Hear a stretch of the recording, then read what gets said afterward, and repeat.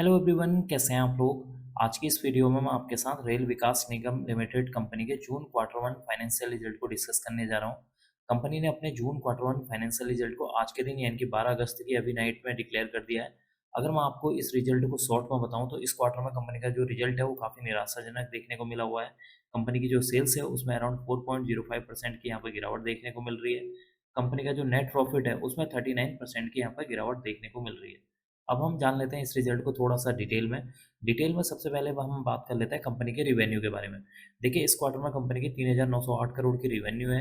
Previous quarter में देखेंगे तो 6,426 करोड़ थी।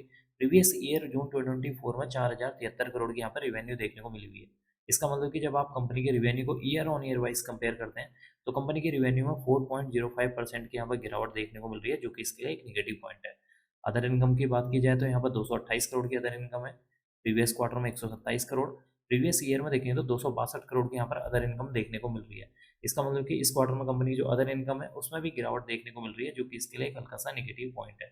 अब हम बात कर लेते हैं कंपनी के खर्चों के बारे में, यानी कि एक्सपेंसेस के बारे में।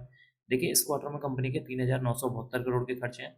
प्रीवियस क्वार्टर में 6,120 करोड़, प्रीवियस ईयर में देखें तो 4,036 करोड़ के यहाँ पर खर्चे देखने को मिले हुए हैं। इसका मतलब कि एक तरफ अगर कंपनी की रिवेन्यू में गिरावट देखने को मिल रही है, तो दूसरी तरफ कंपनी के जो एक्सपेंसेस हैं वो भी यहाँ पर कम होते हुए नजर आ रहे हैं। अब हम बात कर लेते हैं कंपनी के प्रॉफिट बिफोर टैक्स के बारे में कि इस क्वार्टर में कंपनी का प्रॉफिट बिफोर टैक्स कितना करोड़ का देखने को मिला हुआ है। देखिए, इस क्वार्टर में कंपनी का जो प्रॉफिट बिफोर टैक्स है 173 करोड़, प्रीवियस क्वार्टर में 546 करोड़, प्रीवियस ईयर में देखेंगे तो 301 करोड़ देखने को मिला हुआ है। इसका मतलब कि जब आप कंपनी के प्रॉफिट बिफोर टैक्स को year on year wise compare करते हैं, तो कंपनी के प्रॉफिट बिफोर टैक्स में भी 42% की गिरावट देखने को मिल रही है, जो कि इसके लिए एक नेगेटिव पॉइंट है। अब हम बात कर लेते हैं कंपनी के मुनाफे के बारे में कि एंड में कंपनी को कितने करोड़ का मुनाफा हुआ है। देखिए, एंड में कंपनी को यहाँ पर 134 करोड़ का मुनाफा, प्रीवियस क्वार्टर में देखेंगे तो 459 करोड़, प्रीवियस ईयर में देखेंगे तो 223 करोड़ का मुनाफा देखने को मिला हुआ है। इसका मतलब कि जब आप कंपनी के मुनाफे को भी year on year wise compare करते हैं, तो कंपनी का जो मुनाफा है उसमें 39% की गिरावट देखने को मिल रही है, जो कि इसके लिए एक और नेगेटिव पॉइंट है।